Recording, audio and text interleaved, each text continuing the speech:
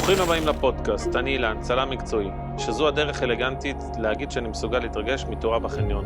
באמת, אנשים נורמליים רואים קיר מתקלף, צלם רואה, וואו, טקסטורות. אין מקצוע יותר מוזר מצילום. אתה יכול לעמוד שעה באמצע הרחוב, לצלם בן אדם מחזיק קפה, ולהגיד, זה על בדידות אורבנית. לא אחי, הוא פשוט מחכה לוולט.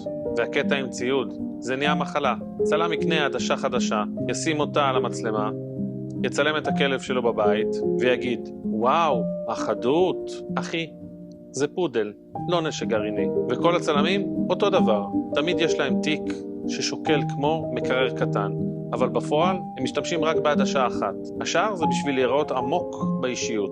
ואני אוהב את המשפט, אני מצלם רק טבעי. מה טבעי?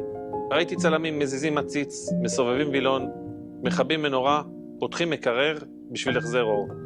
ואז אומרים לדוגמנית, תתנהגי כאילו אני לא פה. איך אני לא פה? יש פה בן אדם על הרצפה עם פלש על מקל וצעקות על איזו, אבל הכי מצחיק זה עריכת תמונות. צלם יושב 6 שעות על תמונה, בסוף מעלה אותה לאינסטגרם ומקבל תגובה מאמא שלו. יפה מאוד. למה היא עצובה?